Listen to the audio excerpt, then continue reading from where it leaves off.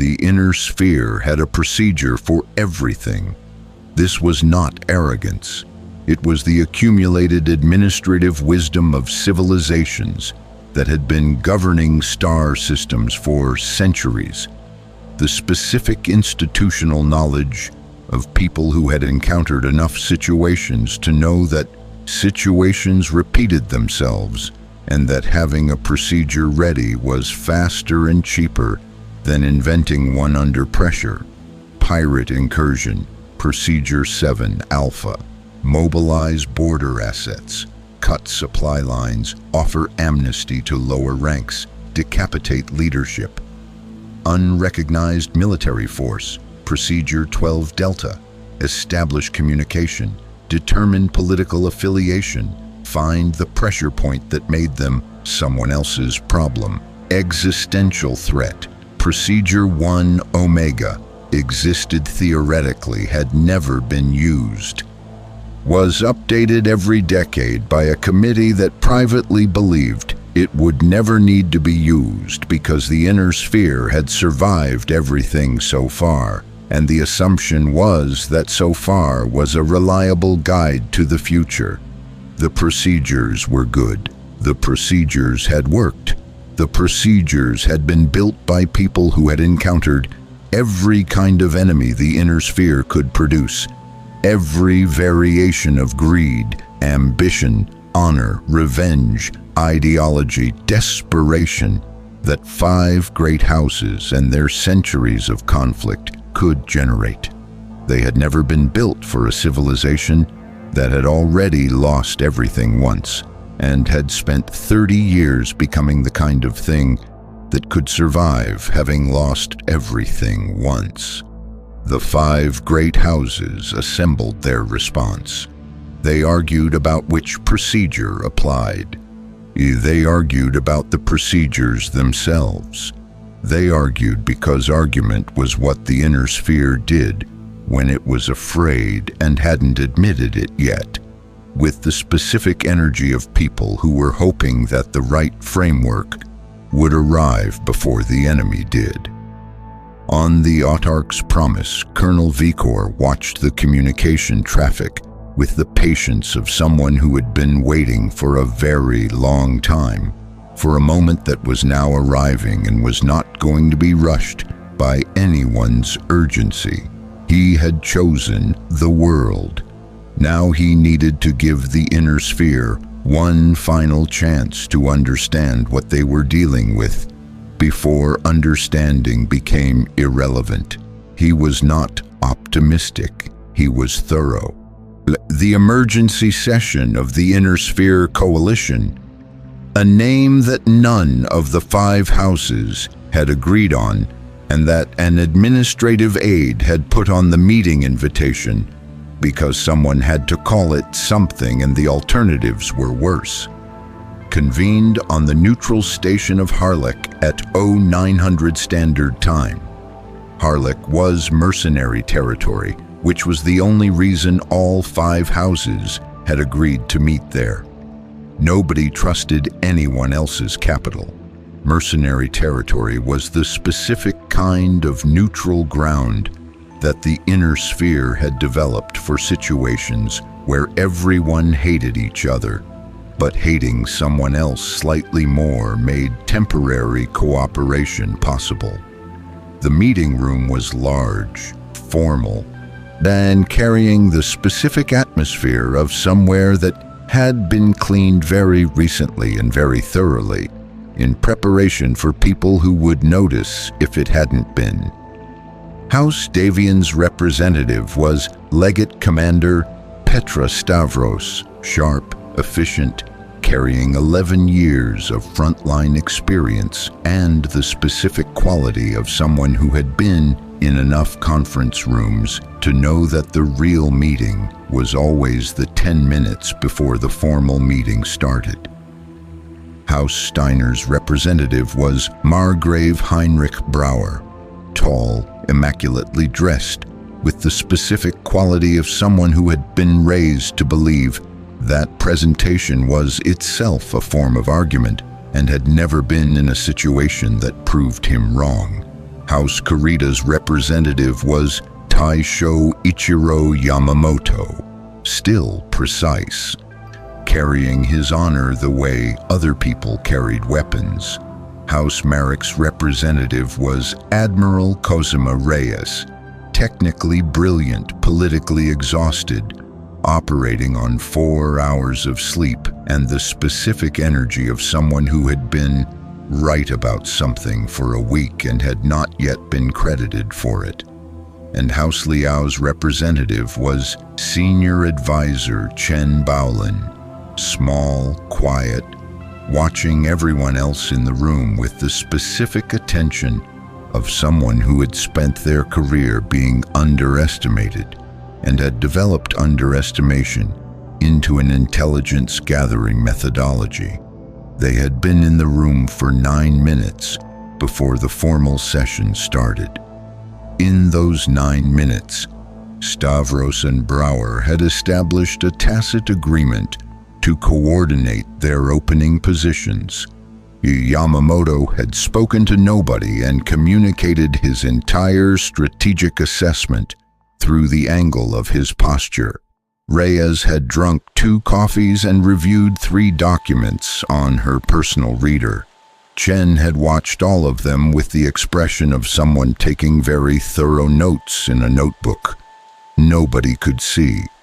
At 0900 exactly, the session moderator, a retired Comstar official named Heikkinen, whose entire value was that he was nobody's ally, called the room to order. The situation, Heikkinen said, is as follows. An unidentified fleet of 11 confirmed vessels has entered Federated Suns territory, destroyed a deterrence fleet in 6 minutes, and is advancing toward populated systems. Current intelligence assessment rates them as, he paused, checking his notes, 11 competing frameworks, the 3 of which are considered viable. The viable frameworks, Stavros said immediately, indicate a military force of unknown origin with capabilities significantly exceeding any known periphery state or pirate organization. Significantly is doing a lot of work in that sentence, Reyes said. They destroyed 3 destroyers and 8 escorts in 6 minutes. Significantly is like saying Helgon's atmosphere collapse was significantly unpleasant. House Marek's familiarity with Helgon's history is noted, Brower said, with the tone of someone filing something away. House Steiner's habit of noting things rather than engaging with them is also noted, Reyes said. If we could, Heikkinen began. What do they want? Yamamoto said. The room went quiet. Yamamoto had not moved, had not raised his voice. They had asked the question with the specific authority of someone who had decided that the preamble had been sufficient, and the actual question was overdue. That, said Heikkinen with visible relief, is the primary agenda item. We have their transmissions, Stavros said. She activated the room's display. Vikor's voice filled the space, the accented precision of it, the specific quality of someone who had thought about every sentence before he said it. The room listened to the exchange with Okafor, the exchange with Illich, the declaration, "We are the Helghast." When it finished, the room was quiet. They said space belongs to those strong enough to claim it, Brower said. That's a territorial expansion doctrine. That's a survival doctrine, Reyes said. There's a difference. Territorial expansion is about acquisition. Survival is about necessity. One stops when you have enough. The other doesn't have an enough. That's a semantic distinction, Brower said. It's the only distinction that matters, Reyes said. If they want territory, we negotiate territory. If they need to exist, we're not negotiating. We're in the way. We are 5 great houses, Yamamoto said. "We are not in the way of anything." "Tai Shou," Chen said quietly. It was the first time he had spoken since entering the room. Everyone looked at him. "Forgive me, but the hegemony thought that. Before it fell." He paused. "The Star League thought that. Before it fell." He paused. "History in the inner sphere is largely composed of great things that believed themselves permanent, being demonstrated otherwise." He looked at the display. "I am not suggesting these, Helghast, are the force that will demonstrate it. I am suggesting that certainty about our own permanence is not a strategic asset. It is a strategic liability." The room absorbed this with the specific discomfort of people receiving an accurate assessment they would have preferred not to receive. "House Liao," Brower said, "has a history of strategic pessimism." "House Liao," Chen said pleasantly, "has a history of being correct about threats that other houses dismissed." He paused. "We are also still here, Margrave, which, given the dismissals we have endured, is either luck or evidence that pessimism, properly applied, is survivable." Reyes made a small sound that was compressed laughter. Yamamoto's posture shifted by approximately 2 degrees, which for Yamamoto was the equivalent of a standing ovation. Stavros looked at the display, at Vicor's fleet on the tactical overlay, at the world they were advancing toward. "We need to send someone to talk to them," she said. "Before they reach a populated system, we need to know what they want." "We send a diplomat," Brower said. "We send someone who can actually listen," Reyes said, "not just speak." "I will go," Yamamoto said. Everyone looked at him. "Tai Shou," Stavros said carefully. "House Kurita's presence might be interpreted as seriousness," Yamamoto said. "They destroyed 11 ships in 6 minutes. They will not receive a minor functionary. They will receive someone who represents genuine authority, or they will not receive anyone." He paused. "I represent genuine authority, and I will go." Chen was looking at Yamamoto with the expression of someone who had just seen a piece move on a board in a way they hadn't anticipated. "And if the conversation goes poorly," Stavros said. Yamamoto looked at her with the patient clarity of a man who had decided what he was willing to risk and had made peace with the decision. "Then it goes poorly," he said. "But it will go poorly honestly. And honest failure is more useful than dishonest success." He paused. "The Draconis Combine did not survive centuries by sending representatives who were afraid of honest answers." The room had no immediate response to this. Chen was still watching Yamamoto. "Tai Shou," he said, "when you speak to them—" "Yes? Listen first," Chen said. "What they say when they are not answering a question is more important than what they say when they are." He paused. "Everything they have communicated so far has been designed to be heard. They are not hiding what they are. They are waiting for someone who is genuinely trying to understand it rather than trying to categorize it." He paused. "Be that person." Yamamoto looked at Chen for a long moment. "House Liao," he said, with a quality that was the closest Yamamoto came to warmth, "has occasionally been correct about things that other houses dismissed." Chen smiled. "Occasionally," he said. Outside the station's viewport, the stars turned in their patient way, indifferent to the arguments of civilizations that had been mistaking each other for what they were for centuries and were now, for the first time, facing something that was entirely itself, and entirely honest about being so. And on the autarch's promise, Vikor received the intelligence summary of the Harlech meeting, the arguments, the frameworks, the decision, and read it with the attention he gave to everything. When he finished, he said nothing for a long moment. Then, "They're sending a warrior," he said. "Not a politician, not a merchant, a warrior." Sorel looked at the intelligence summary. "House Kurita, yes." "Good," Vikor said. "Warriors understand things that politicians spend their entire careers avoiding understanding." He paused. This conversation might actually be worth having.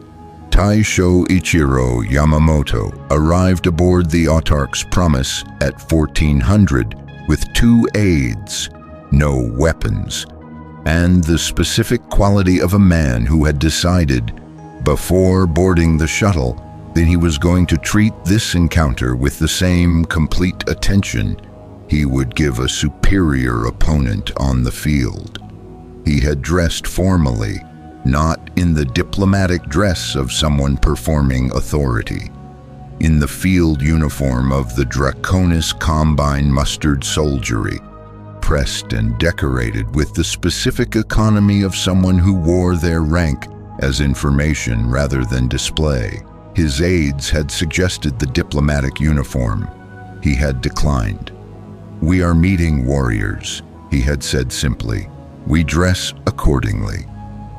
The Helghast reception detail that met him at the docking collar was 3 soldiers and an officer.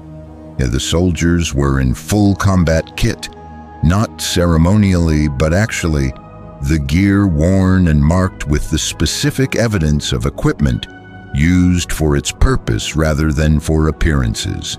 The officer was Sorel. She assessed him the way the Helghast assessed everything, completely without making a performance of it. "Taisho Yamamoto," she said. "Senior Officer Sorel," he said. He had studied the available intelligence on Vikor's command staff. There was not much. What there was, he had memorized. She paused for approximately 1 second, the specific pause of someone recalibrating slightly. "The Colonel is expecting you," she said. "I would be concerned if he wasn't," Yamamoto said.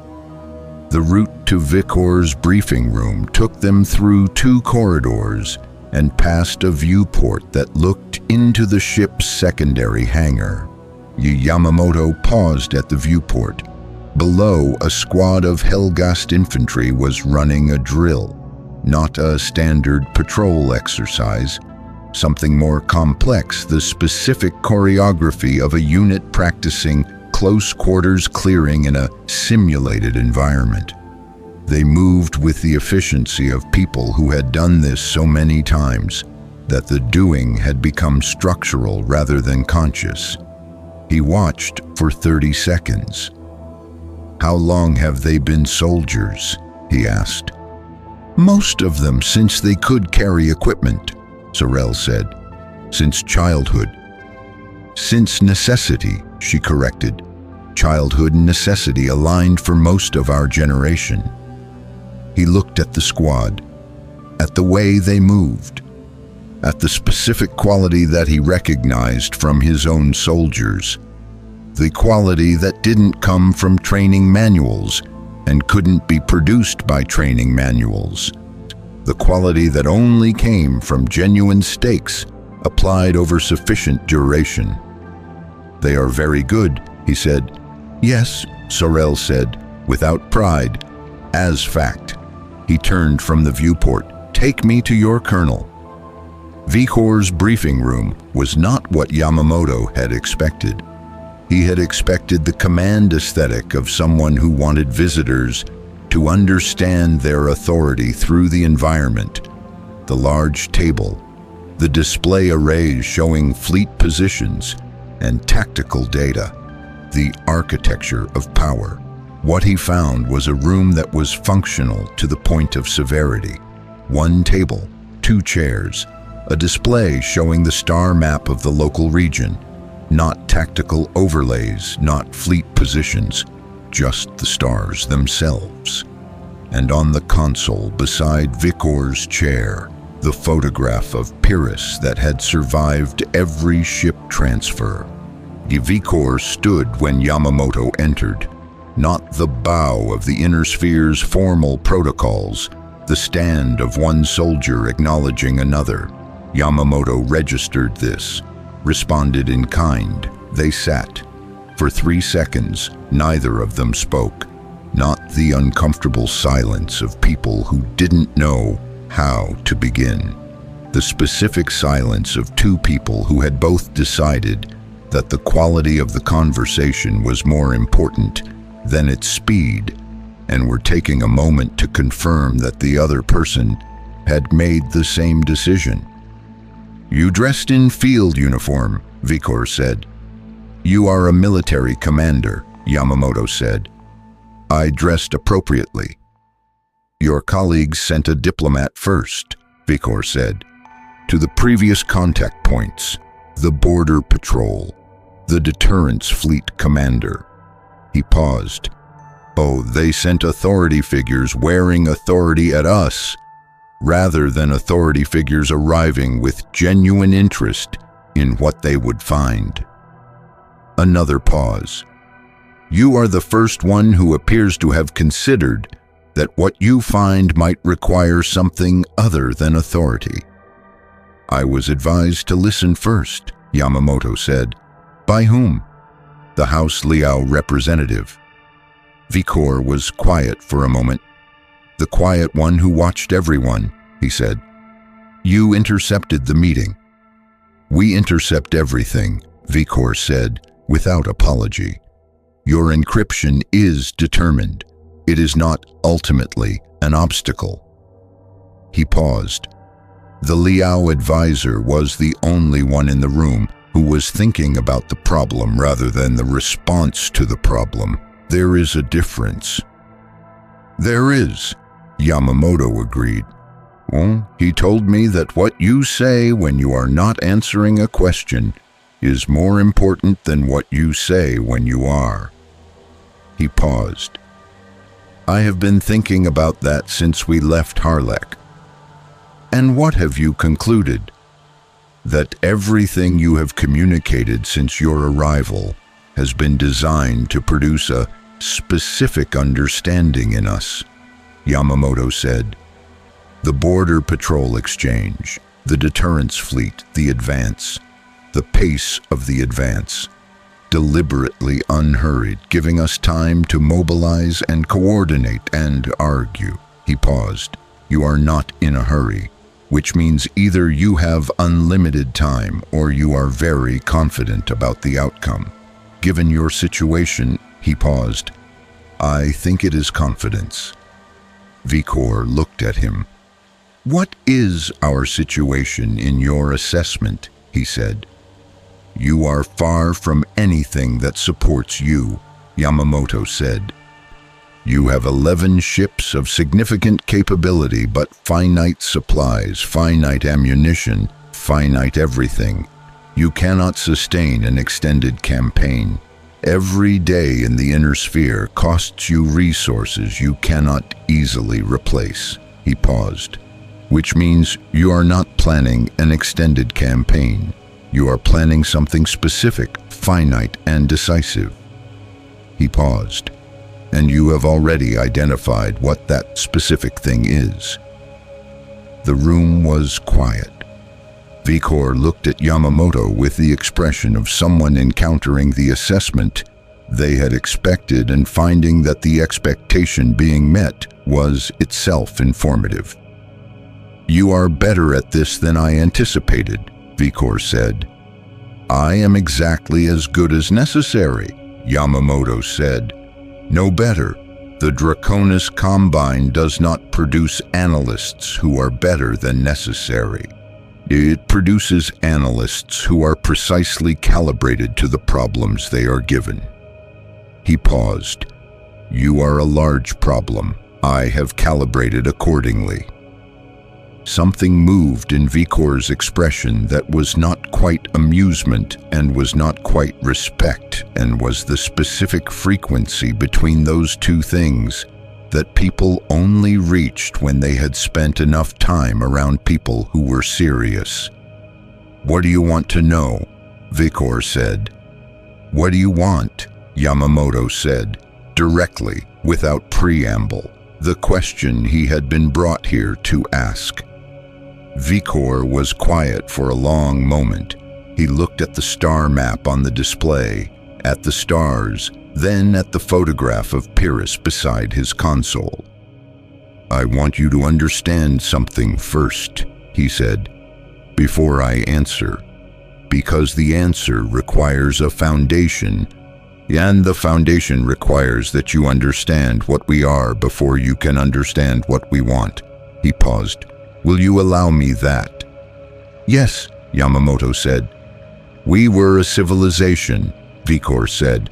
"Not a band, not a fleet, a civilization. Cities, culture, history, children born into a world they expected to grow old in." He paused. "That world is gone. The atmosphere collapsed. The cities are ruins. The history exists only in the memories of people, old enough to have lived in it, and in the documentation we carried with us when we evacuated." He paused. "Do you understand what I am describing?" "Yes," Yamamoto said. He said it carefully, with the specific weight of someone who was not performing empathy but was applying genuine attention to another person's experience. "We have been in transit for 30 years, Vicor said. "Some of our people were born in transit. They have never known a world. They have only known ships and movement and the specific shape of a civilization that is always arriving somewhere temporarily and never staying." He paused. "I have soldiers who are 30 years old who have never planted anything in ground they expected to see grow." Another pause. "That is what I want, Taisho. I want a world. One world. One world where a Helghast child can plant something in ground and know, with certainty, that they will be there when it grows." Yamamoto was very still. "That is all?" he said. "That is everything," Vicor said. "A world, habitable, sufficient, ours." He paused. "We are not interested in your trade routes or your political alliances or your centuries of conflict. We are not interested in the inner sphere's game. We never were. We arrived in your space because this is where the navigational corridor from what we knew brought us. We found worlds. We found more worlds than 5 civilizations could populate in 5 centuries." He paused. "We found abundance in a place that has been fighting over the abundance for centuries as though there were not enough. There is enough. There has always been enough. The fighting has always been about something else." Yamamoto looked at the star map, at the worlds on it, at the specific truth of what Vicor had said. The inner sphere's wars had never been about resources, not really. They had been about power and pride and the specific institutional momentum of civilizations that had been at war long enough that war had become the vocabulary they used for all their relationships. "One world," Yamamoto said. "One world," Vicor confirmed. "The inner sphere has a procedure for territorial negotiation," Yamamoto said. "If what you want is a world, is it occupied?" Vicor said. Yamamoto paused. "The world you have identified," Vicor said. "On the map, the one we are advancing toward, is it occupied?" Yamamoto looked at the display, at the world Vicor had marked. He knew which world it was. He had been briefed. It was not uninhabited. "Yes," he said. "Then the procedure," Vicor said carefully. does not cover what we are discussing." He paused. "The procedure covers negotiation between parties who have equivalent investment in the outcome.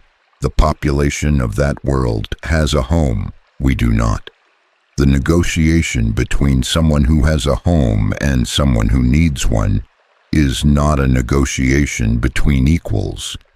It is a negotiation between someone who has something and someone who will not survive without it." He paused. "That negotiation has a different name.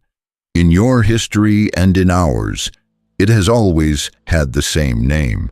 And I am telling you this directly, honestly, without the diplomatic framing that would let both of us pretend we are discussing something other than what we are discussing, because I believe you deserve the honest version, and because the dishonest version wastes the time we do not have."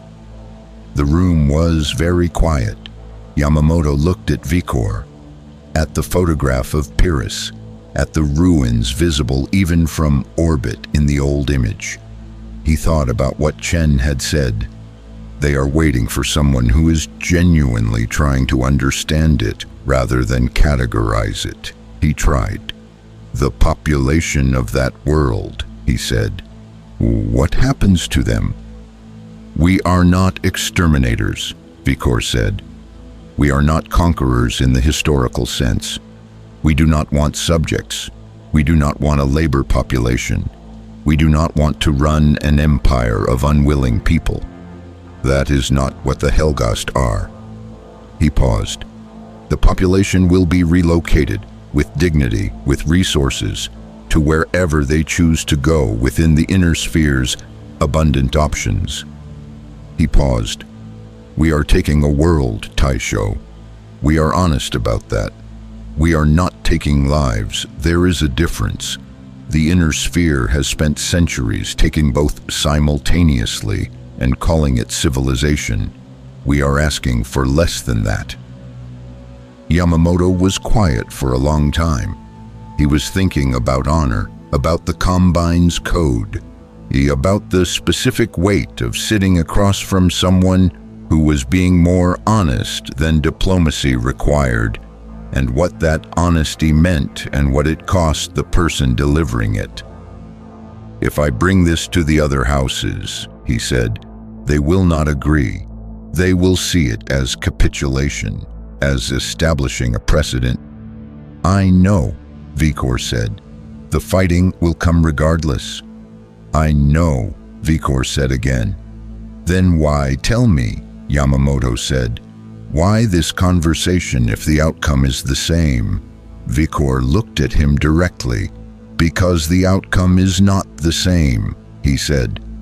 "The outcome with this conversation is that you know the truth about what we are and what we want, and you carry that truth back, and somewhere in the 5 houses, there are people, perhaps only a few, perhaps only you and the Leo advisor, who will know that what follows was not caused by misunderstanding, who will know that we offered the honest version and received the political version in return, and made the choice that survival required."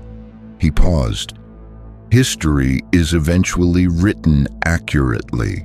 We would like someone to be alive who was present for the accurate version."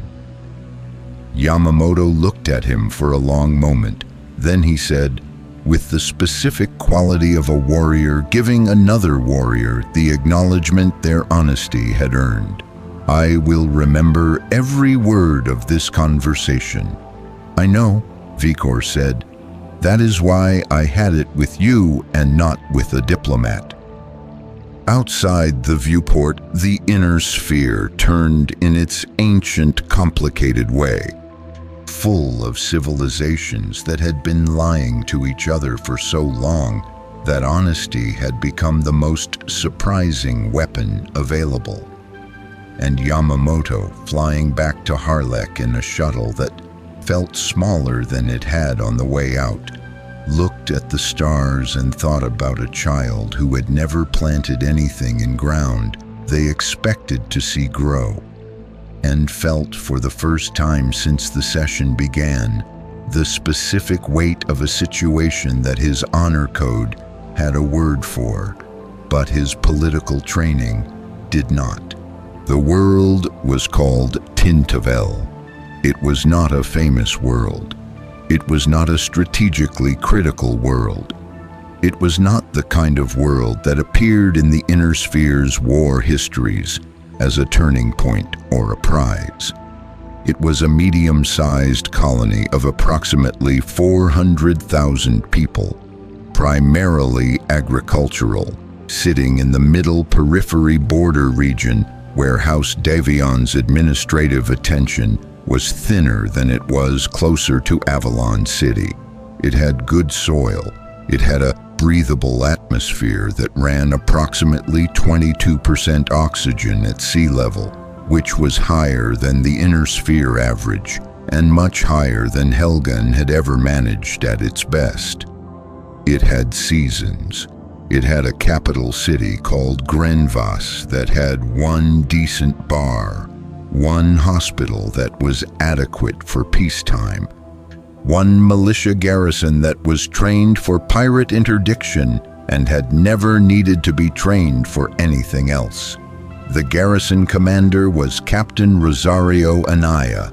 She was 43 years old, had been on Tintavel for 11 years, had requested a transfer 3 times and been denied 3 times because the Federated Sun's Military Reassignment Office had decided that her specific combination of administrative competence and infantry experience was more valuable on the border than anywhere closer to the action.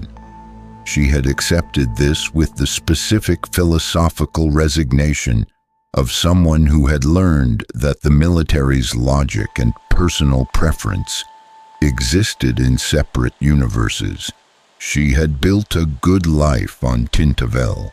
She knew everyone in Grenvas by name. She had a garden. She grew things in the ground. She had been growing the same strain of tomatoes for 6 years and had finally, this past season, gotten them to the specific size and flavor profile she had been working toward, which she considered a more significant personal achievement than anything on her service record. She was in the garden at 700 when her adjutant, Corporal Benny Tso, came running across the yard with the specific quality of someone whose body had decided that running was necessary before the mind had finished determining why. "Captain," he said, arriving at the garden's edge, slightly out of breath. "Benny," she said without looking up from the tomatoes, "we have an unusual sensor contact." "How unusual?"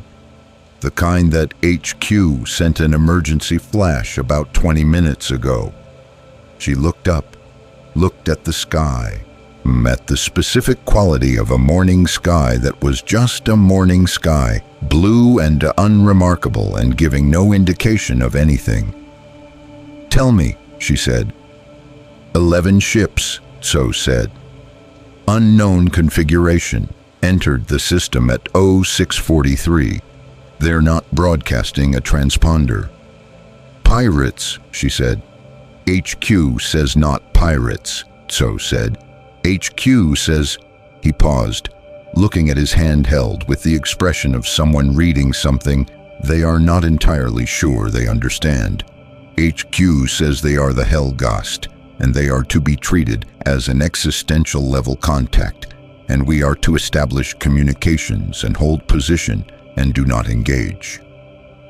Anaya stood up from the garden, looked at the sky again. "Do not engage," she said. "Yes, Captain." "With 11 ships?" "Yes, Captain." "Benny, what exactly do they think I'm going to engage 11 ships with?" So considered this. "The garrison has 4 aerospace fighters and a reinforced company of infantry." "Yes." "And 3 artillery pieces." "Yes." "And the militia has..." "Benny," Anaya said, I am aware of our inventory. I am asking rhetorically. She paused. Send the established communications request, full protocol, and get the garrison assembled. She looked at the tomatoes. At 6 years of work, currently perfect. And Benny.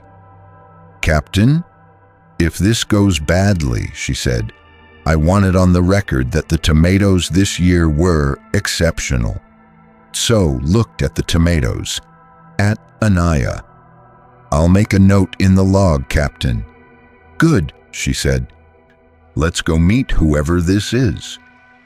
The Helghast force that landed outside Grenvas at 1100 was not an invasion force in the traditional sense. It was, Anaya thought, watching them from the garrison's perimeter wall, the most organized thing she had ever seen. 3 dropships, infantry deploying in precise formation with the specific quality of people who had drilled this particular exercise enough times that every individual knew exactly where to be and was there without being directed. No firing, no aggression. They landed at the designated coordinates. Coordinates they had apparently chosen themselves, 2 kilometers from the nearest civilian structure, and established a perimeter that faced outward rather than toward Grenvas. They were not surrounding the city. They were surrounding themselves. Captain, said her infantry sergeant, Mace Orundun, who was 40 years old and had been in the Federated Sons infantry for 19 of them. I don't think they're here to attack. What are they here for? Anaya said. Orundun watched the Helghast formation. Honestly, Captain, they look like they're setting up camp.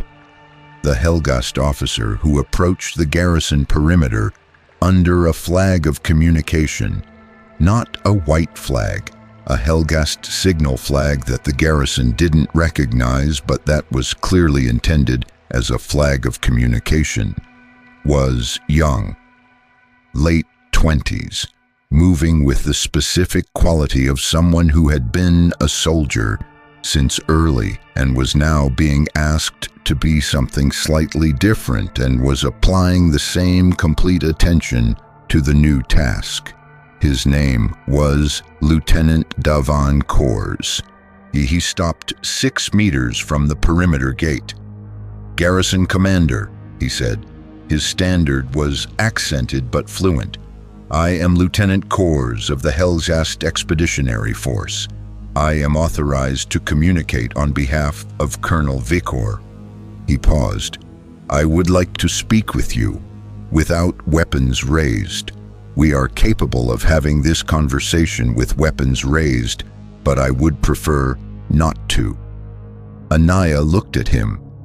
At the Helghast formation 2 kilometers away, at the 4 aerospace fighters in her hangar that were not going to survive a 30-second engagement with whatever those dropships were carrying. What do you want to talk about? She said. Kors looked at her with the specific honesty of someone who had been given a task and was going to execute it completely and directly. We want to talk about this world, he said. Know about what it is, about who lives here, about the soil composition and the atmospheric readings and the agricultural infrastructure and whether the hospital in your capital is sufficient for the population or whether it requires expansion. He paused. We want to understand Tintavel. Another pause. We may be living here. Anaya stared at him. You may be living here, she said. Yes. On Tintavel. Yes. My Tintavel. Kors looked at her with the expression of someone who understood that this was going to be a complicated conversation and had prepared for it to be complicated. Technically, he said, the Federated Sons Tintavel. For the moment, he paused. That is the subject of ongoing negotiation at a level above both of ours. He paused again. But yes, We are considering Tintavel. Anaya processed this for a long moment. You're not pirates, she said. No, he said. We are not pirates. You're... She looked at the formation, at the dropships, at the specific quality of an operation that was not a raid. You're colonists. Something moved across Kors's face that was not quite a smile and was not quite relief, and was the specific expression of someone who had been called many things since the fleet arrived in inner sphere space, and had not yet been called the one thing that was most fundamentally accurate. Yes, he said. We are colonists. He paused. We have been colonists for 30 years. We have simply not had anywhere to colonize. Anaya looked at him for a long moment. Then she opened the perimeter gate. Come in, Lieutenant, she said. I'll make coffee. We're going to need it. The conversation lasted 4 hours. Orundun, who had been present for all 4 hours in his capacity as Anaya's security, would later describe it as the strangest 4 hours of his 19-year military career. Not because of the content, though the content was extraordinary, because of the texture of it, because Kors asked about the tomatoes, not strategically, not as a way to establish rapport. He asked because he was looking at Anaya's description of her garden with the specific quality of someone who had never had a garden and could not entirely imagine what it would mean to have one. 6 years, he said, for one variety. 6 years, Anaya confirmed. And you knew after 6 years that you had gotten it right? I knew, she said. The first bite, you just know. Kors was quiet for a moment. I have never grown anything, he said. I was born on a ship. Most of my generation was born on a ship. We have hydroponic bays. Food production is technically sufficient.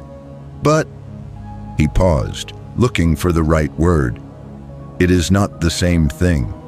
Growing food because you need it is different from growing food because you wanted to see if you could make something better. Anaya looked at him, at the young soldier who had been born on a ship and had never planted anything in ground he expected to see grow. She thought about what she would feel if someone told her she had to leave.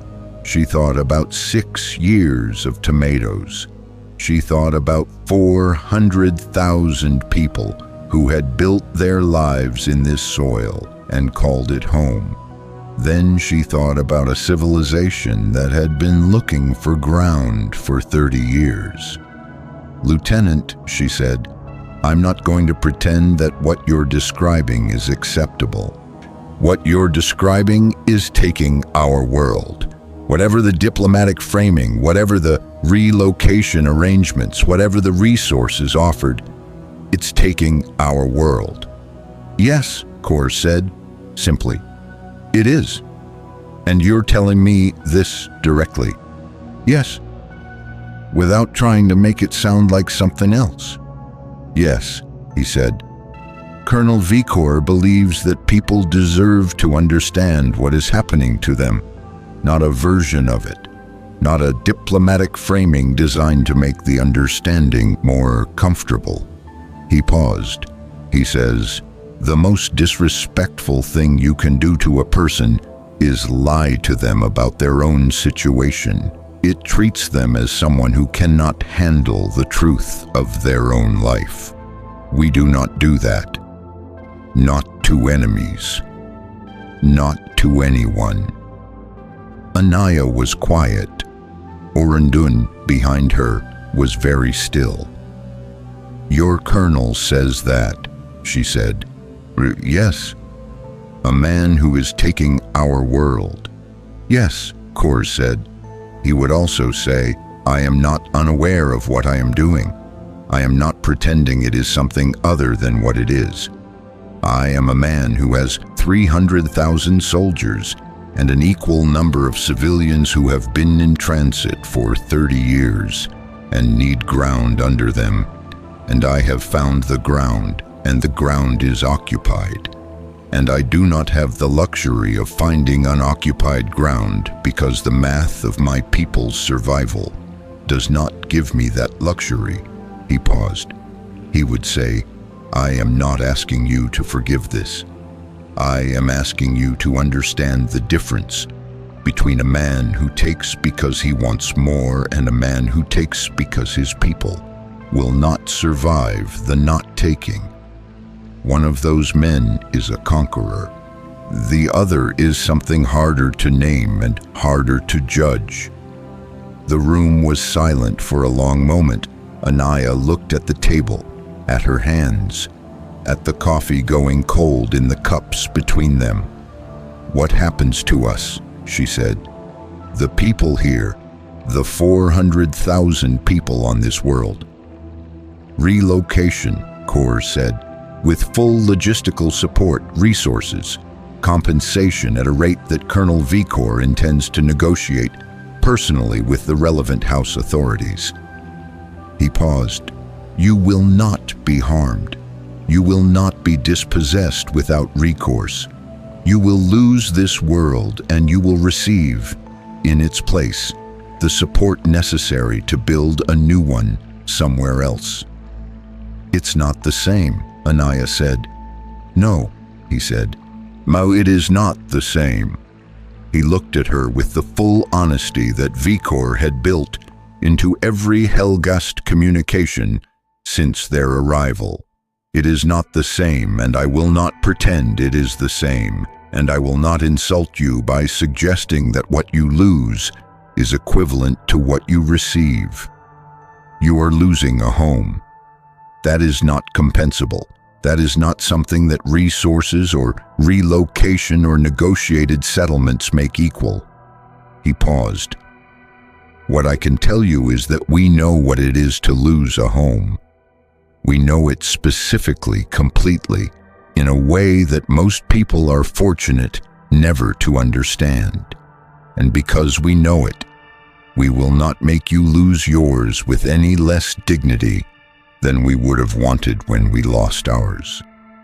Anaya looked at him, at the young soldier who had been born on a ship, who had never planted anything, who was sitting in her garrison on her world, telling her she was going to lose it, with the specific, direct honesty of someone who had decided that the people affected deserved the truth of their own situation. She thought about something her father had told her once, when she was young and learning to navigate difficulty. The measure of a person is not what they take. It is how they take it.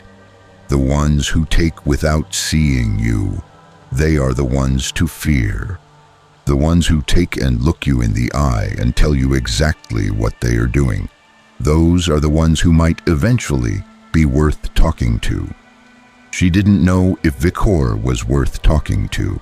She knew that Kor's was. Lieutenant, she said, Captain, I need to send a transmission to HQ. Of course, he said, and then I need to talk to the people of this colony. She stood. They deserve to hear this from me, not from a news service, not from a house bulletin. She paused. From someone who was sitting across from you when you said it. Kors stood with her.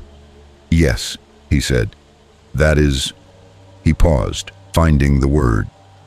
That is correct. That is the right thing. Don't tell me what the right thing is, Anaya said. I know what the right thing is on my own world. She paused, then quieter. But thank you for saying it. She walked to the door, stopped. Lieutenant, Captain, your colonel, she said. When this is over, when whatever is going to happen has happened, I want to talk to him. She paused. Not as a military matter, as a human matter. She looked at the table, at the cold coffee. I want to ask him what they're going to plant first." Kors looked at her. Something in his expression shifted. Not the diplomatic calibration of an officer managing a situation, but something underneath it, something younger and more honest. The expression of someone 28 years old who had been born on a ship and had just been told that the people of the world he was helping take were going to ask his commanding officer what they intended to grow. "I'll tell him," he said. "Good," Anaya said. She walked out into the morning of her world. The sky was still blue. The tomatoes were still in the garden. Everything was exactly as it had been at 700, and nothing was the same. Vikor received Anaya's transmission request at 1600. He had been expecting it. Not because intelligence had told him it was coming, though intelligence had told him, because intelligence told him everything that happened within the Autarch's promises sensor range, and several things that happened outside it. He had been expecting it because Kors had given him a full account of the 4-hour conversation, and Kors was precise in his accounts. And the precision of the account had produced in Vikor the specific recognition of a person who was going to do the right thing by their people, even when the right thing was difficult. He respected this. He had built his career on this. He took the transmission personally. "Captain Anaya," he said.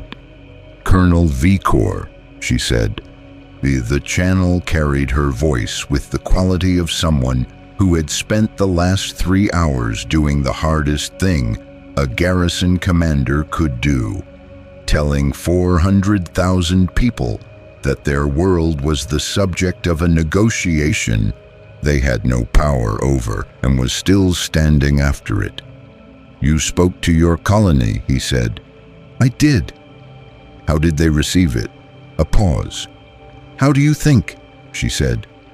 Not with anger, with the flat accuracy of someone who had watched 400,000 people absorb an impossible thing and was not in the mood for rhetorical questions.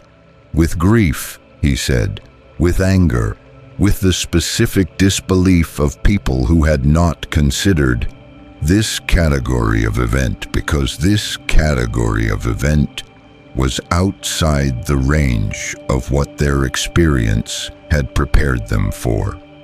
He paused. "And then, eventually, or with the question of what happens next." Another pause on her end.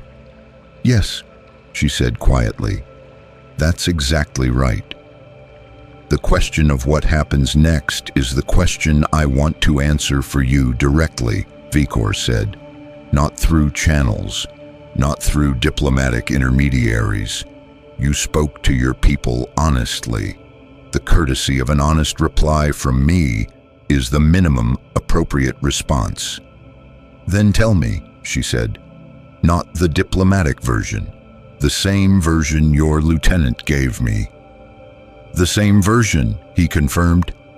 "Tintavel's relocation will be the most fully resourced relocation operation the Helghast have ever conducted.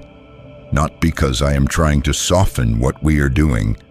I told Taisho Yamamoto that relocation is not equivalent to keeping your home, and I will not pretend otherwise to you. But because the manner of what we do is within our control, even when the fact of it is not." He paused. "Every family on this world will receive transport to wherever they choose within the inner sphere. Every business will receive compensation at a rate I will negotiate personally with House Davion. Not delegate personally. Every community structure, every record, every piece of Tintavel's institutional memory will be documented and transferred." He paused. "You will not be erased. You will be displaced. The difference matters." It matters less than you think when it's happening to you, Anaya said. Yes, he said. I know. I know this more completely than you can verify from this conversation. He paused. I lost a world, Captain. My entire civilization lost a world. I am not going to tell you that I understand your experience exactly. The circumstances are different. The causes are different. The scale is different. But I know what ground means when you have had it and lost it. I know it in a way that no amount of compensation or relocation resources or diplomatic assurances can address. Another pause. That knowledge is not an excuse for what we are doing. It is the reason we are doing it with every gram of dignity we can bring to it. Anaya was quiet for a moment. My lieutenant said you would say something like that, she said. Kors is perceptive, Vikor said. He's young, she said. He was born on a ship, Vikor said. Most of his generation was. They have never known what you are losing. I wanted him to see it. I wanted him to sit across from a person who had built something in the ground over years and understand what taking it meant. He paused. He will carry that understanding.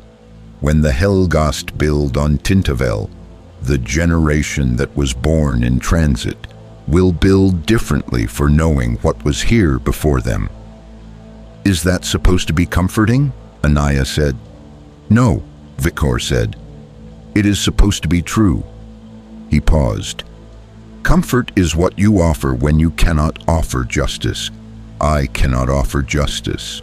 What I can offer is truth and the specific quality of attention that truth requires.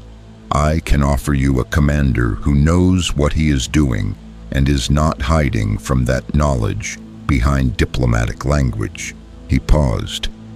I have found in 30 years of asking things from people that honesty is not comfort, but it is the only currency that does not devalue over time. Everything else I could offer you would mean less the longer you looked at it. The truth means the same thing on the day I say it, and on the day your grandchildren hear about it. Anaya was quiet for a long time. My lieutenant also told me you asked what we would plant first, Vikor said. Yes, she said. I have been thinking about that since he told me, he said. The honest answer is that we don't know yet.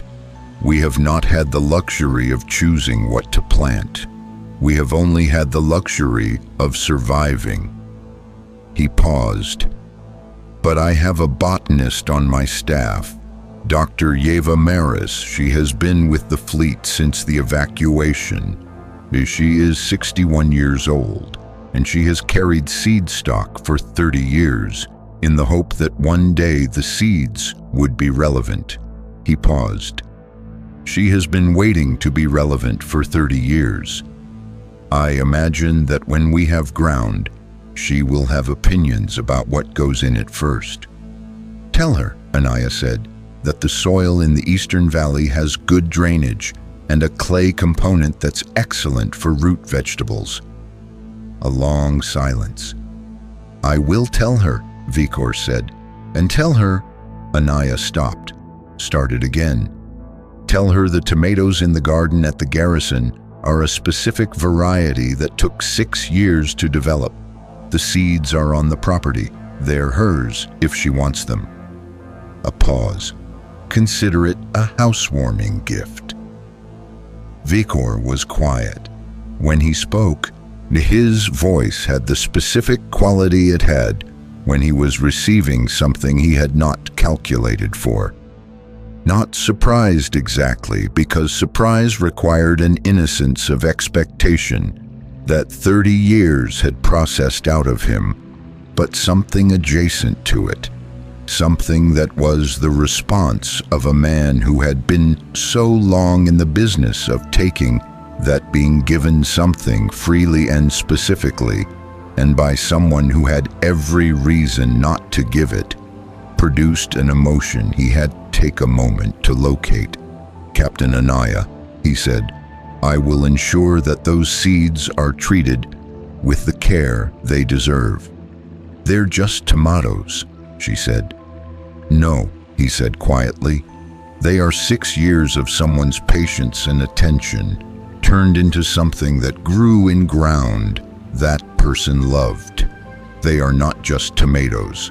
They are an argument, a very specific, very quiet argument, that people who pay attention to things over time produce something that time cannot take away." He paused. "My civilization has been making that argument for 30 years. We have been paying attention. We have not lost what we paid attention to. When we plant those seeds in the Eastern Valley with the good drainage and the clay component, we will be planting your argument alongside ours. And perhaps what grows will be something neither of us had the framework to imagine separately." Anaya was quiet for a very long time. "You're very good at this," she said finally. "At what?" "At saying things that are true in a way that makes it difficult to hate you for what you're doing." "I would not ask you not to hate me," Vikor said. "Hate is an honest response to loss. I have hated people for what they took from my civilization.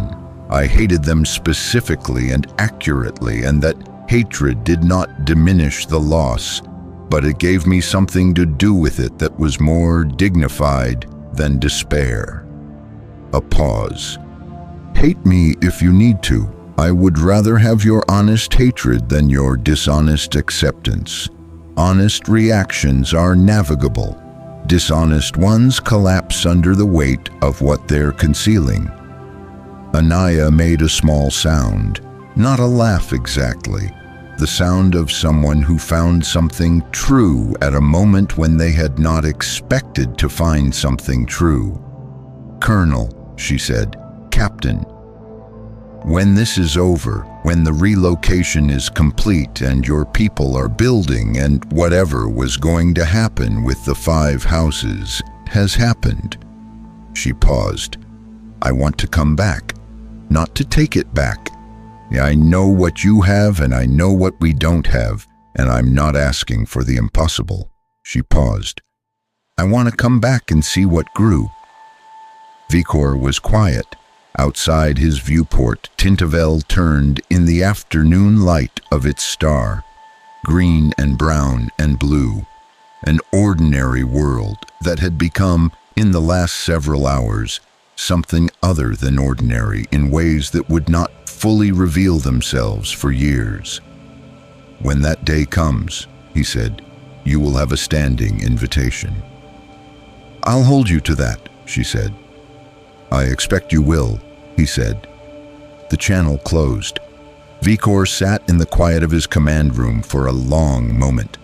He looked at the photograph of Pyrrhus, at the ruins, at what was left after everything was taken. He thought about the Eastern Valley with its good drainage and its clay component excellent for root vegetables. He thought about seeds that had been in transit for 30 years finally going into ground. He thought about what the contact between 2 forms of loss, one fresh and one 30 years old, produced in the space between them. He did not have a word for it. He thought he might need one. He activated his command channel. "Sorel," he said. "Colonel?" "The inner sphere response is forming," he said. "What is the current composition?" 32 warships, she said. Davion primary, Kurita secondary detachment, Steiner logistics element. We're seeing communication traffic consistent with a Marek technical advisory component. A pause. No Liao presence. "No," Vikor said. "The Liao representative knows what this is. He will not send ships he expects to lose." He paused. What is the timeline for intercept? At current advance rates, they reach Tintavel's system in 14 hours. 14 hours. He looked at the star map, at the world he had chosen, at the fleet being assembled against him. He thought about Yamamoto sitting across from him in the briefing room, listening with the complete attention of someone who had decided that understanding mattered more than victory. He thought about Anaya telling her 400,000 people the truth of their situation.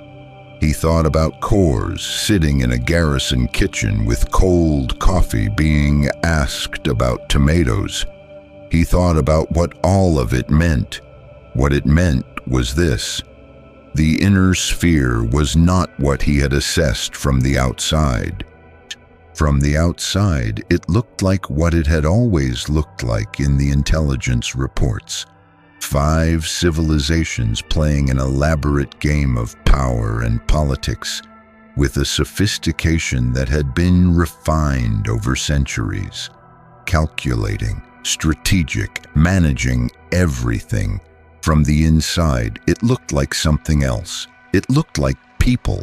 People who had built things and grown things and named things and made communities in the soil of worlds they expected to grow old on. People who told their garrison towns the truth when the truth was terrible. People who gave away the seeds of 6 years of patient work to someone who was taking their home. This was not the inner sphere of the intelligence reports. This was the inner sphere of the people who lived in it. And the difference between those two things was something Vikor had not fully accounted for. He did not change the plan. The plan was the right plan. The math of the Helghast people's survival had not changed. Tintavel was still the right world. The 14-hour timeline was still a 14-hour reality. But he carried the difference with him. He carried it the way he carried the photograph of Pyrrhus, as orientation, as the specific awareness of what it meant to take something from people who had built something real. "Sorrel," he said. "Colonel, prepare my address to the fleet," he said. "Full distribution, every ship, every soldier." He paused. "I want to speak to them before the engagement." "Yes, Colonel. What is the address about?" He was quiet for a moment. "About why we are here," he said. "The real reason, not the operational reason. They know the operational reason, the human reason." He paused.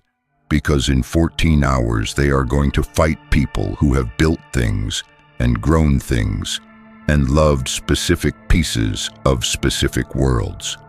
And I need them to know that. I need them to fight tomorrow with the understanding that the people across from them are not abstractions." He paused. "We did not fight well for 30 years because we were strong. We fought well for 30 years because we understood what we were fighting for. I need them to understand what we are fighting through." Another pause. "There is a difference. You fight for something because it has value. You fight through something because the something is also valuable, and the fighting costs you in ways that strength alone cannot pay for." Sorrel was quiet for a moment. "I'll prepare the channel," she said. "One more thing," Vikor said. "Colonel, find Dr. Maris," he said. "The botanist." A pause. "Yes, Colonel." "Tell her to come to my command room," he said. "I have a conversation to have with her about soil composition in an eastern valley." He paused. "And bring her seeds." The Inner Sphere fleet arrived at Tintavel's system at 0412. 32 warships in a formation that housed Davion's tactical doctrine called Hammer and Shield. The destroyers forward, the escorts creating a defensive perimeter. Around the logistics element, the assault carriers positioned for dropship deployment once the engagement cleared the orbital approach. It was a good formation. It had been developed over decades of conflict and refined through application, and it represented in its geometry the accumulated tactical wisdom of people who had been fighting each other for long enough to develop genuine sophistication. Legate Commander Stavros commanded from the destroyer FSS Principles of Avalon. She had been awake for 22 hours. She was going to be awake for longer. "Status on the Helghast fleet," she said. Her tactical officer, a sharp-faced lieutenant commander named Adiola, pulled the sensor data. 11 ships in defensive formation above Tintavel's northern pole. They've been in that position since we entered sensor range. She paused. "They know we're here." "They knew we were coming before we left Harlech," Stavros said. "Their formation is..."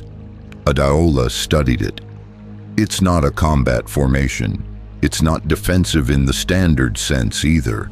They're positioned for observation rather than engagement. Wide spacing between vessels. Maximum sensor coverage." She paused.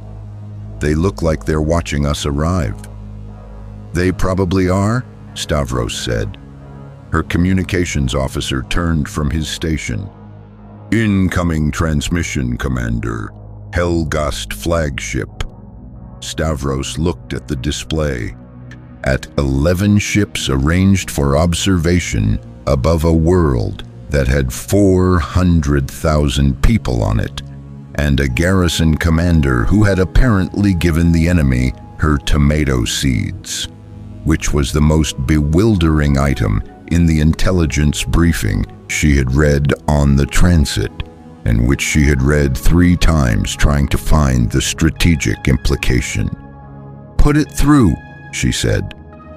The voice that came through was the one from the recordings, deep, accented, the specific quality of someone who had thought about what they were going to say before they said it and had decided that precision mattered more than speed. "Legate Commander Stavros," Vikor said, "I expected you to arrive at approximately this time. Your fleet assembled faster than I projected. I note this because I prefer accurate intelligence to flattering intelligence, and the faster assembly is worth acknowledging." Stavros looked at Adiola. Adiola mouthed, "He complimenting us." Stavros made a small gesture that meant, apparently. "Colonel Vikor," she said, "you are in violation of Federated Sun's territorial sovereignty. You have conducted hostile military operations against Federated Sun's naval forces and have occupied a Federated Sun's colony world. Stand down your fleet and prepare for negotiated withdrawal." A pause. "I want to have an honest conversation with you," Vikor said, "before the engagement, not instead of it. I understand that the engagement is coming regardless of the conversation, and I am not going to insult your professionalism by suggesting otherwise." Another pause. "I want to have the conversation because you deserve to understand what this engagement is about before you commit your fleet to it." "I have read the intelligence briefings," Stavros said. "I understand what this is about." "With respect," Vikor said, "you understand what the briefings say it is about. Those are different things." A pause. "I spoke to Taisho Yamamoto. I spoke to Captain Anaya.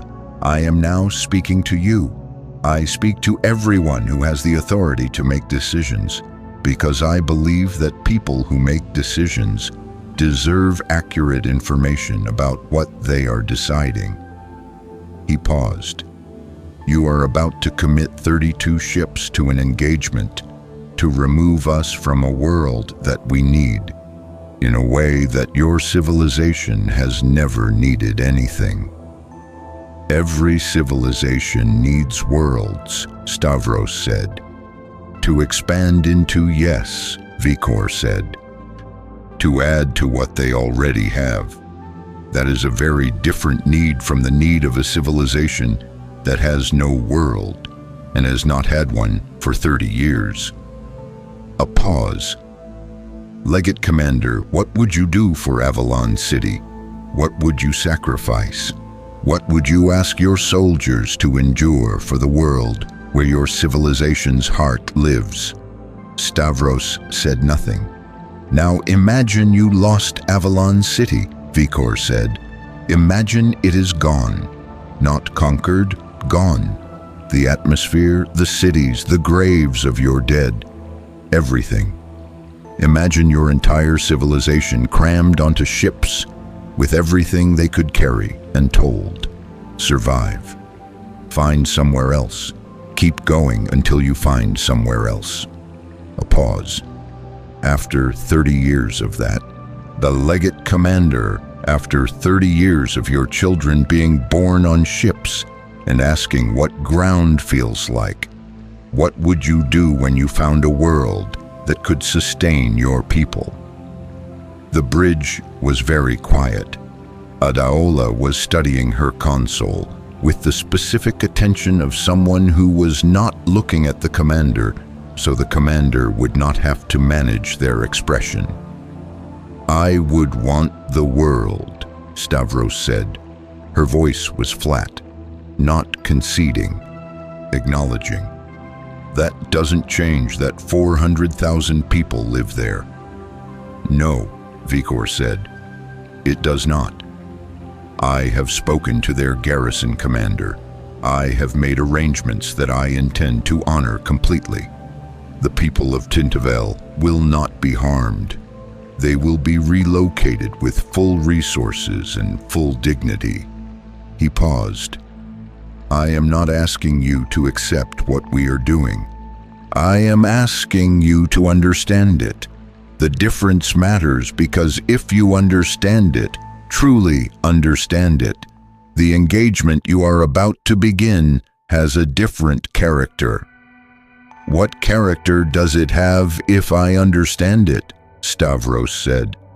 The character of two groups of people who are both doing what survival requires, Vikor said, rather than the character of a righteous force opposing an aggressor.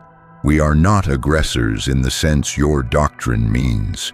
We are a people who need to exist. You are a civilization that has the resources we need and the political obligation to defend them. Neither of those things is wrong. Neither of those things makes the other into a monster. A pause. That is the honest version of this engagement. I wanted you to have it. Stavros looked at the 11 ships on her display, at the formation arranged for observation rather than combat, at the world below them.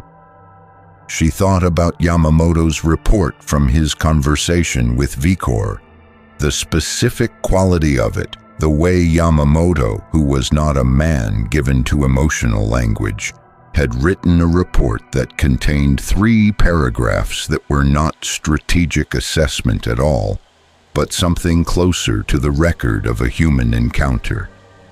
She thought about Anaya's transmission, about the tomatoes, about 400,000 people being told the truth by their garrison commander because that was the right thing. She thought about what Vikor had just said. 2 groups of people who are both doing what survival requires. Colonel, she said, Legate Commander. I understand what you've told me, she said. I am telling you that I understand it. I am also telling you that my orders are to remove your fleet from Federated Sun space and I intend to follow those orders." "Yes," Vikor said, "I know. I'm not going to pretend this conversation changes that." "No," Vikor said, "I would not ask you to pretend that." "Then what do you want from this conversation?" A pause that was longer than his previous pauses. "I want a witness," he said. "Someone who was present for the honest version. Who can say when this is recorded, when the history of this day is written, that we told the truth, that we did not dress this in the language that makes difficult things comfortable, that we stood in front of what we were doing and said, 'This is what we are doing, and this is why, and we know the cost, and we are paying it because the alternative is our people's extinction.'" Another pause. "The inner sphere has spent centuries going to war for property. We are going to war for existence. I want someone in your fleet to know the difference." Stavros looked at the display, at 11 ships, at the world below, at 32 warships behind her. "I know the difference," she said quietly. "Then we are ready," Vikor said. "Take care of your people, Legate Commander. I will take care of mine." The channel closed. The bridge was silent. Adaola looked at Stavros. "Commander," she said, "orders?" Stavros straightened in her command chair, looked at the tactical display, at the geometry of what was coming. "Battle stations," she said. "All ships battle stations. Hammer and shield formation. Advance on my mark." She paused. "And Adaola?" "Commander." "Make sure everything on that channel is recorded in full," she said. "Every word. Every pause." She looked at the display. "I want it in the permanent record." "Yes, Commander." Stavros looked at the 11 ships, at the formation above Tintavel, at the specific quality of people who had been in transit for 30 years and had found the world they were going to fight for. "Mark," she said, "the engagement lasted 4 hours and 11 minutes. It was not 6 minutes. The Inner Sphere fleet was not the deterrence patrol. It was 32 warships crewed by people who had been briefed, who had been coordinated, who had been given every available piece of intelligence about Helghast tactics, and had spent the transit time developing responses to them. They were very good. The Helghast were better, not dramatically, not in the way that 6 minutes had been dramatic. Be better in the specific grinding way of two forces that were both excellent, and one of them had been surviving at the edge of annihilation for 30 years, and the other had been fighting proxy wars against known opponents. The Inner Sphere lost 11 ships. The Helghast lost 1. The Autarch's promise took a hit to her secondary weapons array that Vikor's damage control teams had contained in 40 minutes. He had been on the bridge for all 4 hours and 11 minutes, without leaving his station. When Stavros transmitted the withdrawal signal at 0823, Vikor received it without celebration. He watched the Inner Sphere fleet pull back, watched them go with the specific respect of someone who had fought people who were good at what they did, and found the goodness admirable even when it was directed against him. "They fought well," Sorel said. "They fought very well," Vikor said, "for people fighting at a disadvantage." He paused. "They will fight better next time. They are going to study this engagement with everything they have. They are going to find the adjustments. They are going to come back with more ships and different tactics. And we will respond," Sorel said. "And we will respond," Vikor agreed. He looked at the world below, at Tintavel, at the green and brown and blue of it turning in the light of its star. But we will be here. We will be building. We will have ground under us. He paused. And there is a difference between fighting to keep what you have built and fighting to reach something you haven't built yet. The first kind of fighting, he paused, the first kind has a depth to it that the second kind cannot match. He activated the fleet-wide channel, every ship, every soldier, the channel that Sorel had prepared. He spoke, and what he said was not a victory speech, not the triumphant rhetoric of someone who had won and wanted the winning celebrated. It was quieter than that, more specific. The address of a commander who had been thinking about tomatoes and seeds and eastern valleys and 30 years of transit and had arrived at something he needed to say to 300,000 people before the building started. "We are the Helghast," he said. "We have been called many things since we arrived in this inner sphere. Pirates, raiders, aggressors, an empire, a threat." He paused. "Gee, we have been called everything except what we are." He looked at Tintavel on the display. "What we are is home." He paused. "Not a location, not a world, though we have a world now. We are home because home is not a place. Home is the accumulation of every choice, every sacrifice, every patient year of keeping something alive that the universe decided should not survive." He paused. "We kept ourselves alive. We carried our dead with us. We carried our history. We carried seeds for 30 years in the hope that one day the seeds would be relevant." Another pause. "Today the seeds are relevant." He stopped. Outside the flagship's viewport, Tintavel turned. Below, on the surface, the eastern valley with its good drainage and its clay component was waiting. The botanist was ready. The seeds were ready. "Today we do not fight to survive," Vichor said. "To every Helghast soldier across an every ship in the fleet, to the 300,000 people who had been born on ships and never planted anything in ground they expected to see grow. We have survived. That is done. That chapter is closed." He paused for the last time. "Today we arrive." The inner sphere did not accept what had happened. This was expected. 5 great houses did not respond to the loss of 11 warships and a colony world with acceptance.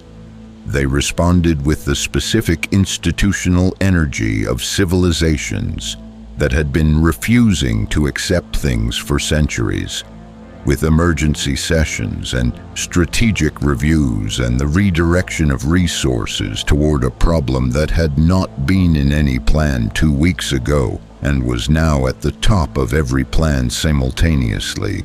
They were going to come back. Vichor had told Stavros they would come back, and he was right, and he knew he was right, and he had planned for it. On Tintavel, the relocation was underway. Captain Anaya had organized it herself, not because she was required to, but because it was her world and her people, and she had decided that the last thing she was going to do on Tintavel was make sure the leaving was done right. She was on the 3rd week of it. She would be on Tintavel for 2 more months. She had shaken hands with Dr. Maris, who was 61 years old and had been carrying seeds for 30 years and had cried for approximately 4 minutes when she saw the garden. The tomatoes were the first things transplanted. They were the first things the Helghast planted in Tintavel's ground.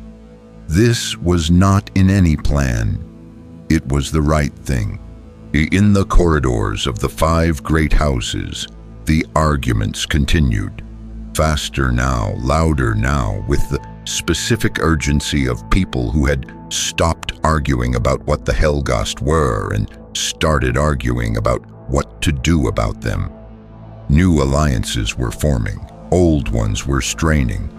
The specific seams between houses that Vikor had identified were under pressure from forces that had nothing to do with the Helghast, and everything to do with the centuries of accumulated friction that the Helghast's arrival had not caused but had, by requiring coordination, revealed.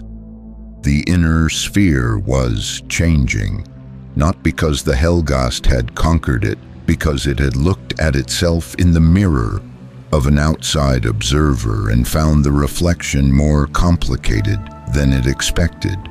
Yamamoto had submitted his report. He had submitted it in full, including the 3 paragraphs that were not strategic assessment, and that his administrative staff had suggested he remove because they were not standard report format. He had declined to remove them. History is written accurately eventually, he had told his staff. I prefer to contribute to the accurate version now rather than the comfortable version later. Chen Baolin had read the report 3 times. He had then written a letter, not a diplomatic communication, a letter to Vikor directly, which was not protocol and which he did not route through channels. The letter said in its entirety, Colonel Vikor, I am the House Liu representative who said that you do not want our worlds, only one world. I was correct about this. I am writing to tell you that being correct is a complicated thing in the inner sphere. It means people will remember what you said, attribute other predictions to you that you did not make, and expect you to be right about everything subsequently. I offer this as a warning from someone who has experienced it. I also offer this when you have finished building and the children who were born on ships have grown up with ground under them, and Tintavel has become what you are hoping it will become. I would like to visit, not as a diplomat, as someone who has been thinking about what you are and what you represent for 3 weeks and has arrived at a conclusion he cannot share in his official capacity. The conclusion is this: you are what we were, all of us, before the game became the game. Before the politics became the language we forgot we could stop speaking. We were once people who needed ground and found it and built something in it. We forgot what that cost. You have not forgotten. Perhaps the forgetting was always going to require the reminder. I hope the tomatoes grow well. Chen Baolin, House Liu. Vikor read the letter once. Then he wrote 1 line in return and sent it. They are already growing. On Tintavel, in the Eastern Valley, in the soil with good drainage and the clay component excellent for root vegetables, the first Helghast seeds were in the ground. 30 years of waiting. 1 world, 1 valley, 1 garden. The inner sphere would come back. The Helghast would be there when it did. And in the space between those 2 certainties, in the specific territory between the coming back and the being there, something was growing that neither the inner sphere's centuries of political games nor the Helghast's 30 years of survival had produced before. Something that did not yet have a name. Something that started as most important things start, with seeds in ground and the specific patience of people who have learned that the things worth growing take time, and that time, paid honestly, produces things that nothing else can. The story of what happens next, the inner sphere's second response, the larger fleet. The new tactics developed from studying 4 hours and 11 minutes of footage with the complete attention of 5 civilizations whose institutional pride had been addressed directly. The Helghast's answer, not just military, the answer of a civilization that is building for the first time and discovers in the building that everything it was in transit changes when it has ground under it, that soldiers who were born on ships become something different when they become farmers and builders and the parents of children who will grow up on a world. The specific question of what the Helghast become when survival is no longer the only project. The question that Chen Baolin was thinking about. The question that Yamamoto had put in 3 paragraphs that weren't standard report format. The question that Anaya would come back to ask when the relocation was done, and she found the courage to return to a world that was no longer hers and see what had been made of it. All of that is part 3, but for now, in the Eastern Valley, the tomatoes are growing, and for the first time in 30 years, the Helghast are watching something grow in ground that is theirs, and that specific, quiet, unremarkable, miraculous fact is everything they ever wanted.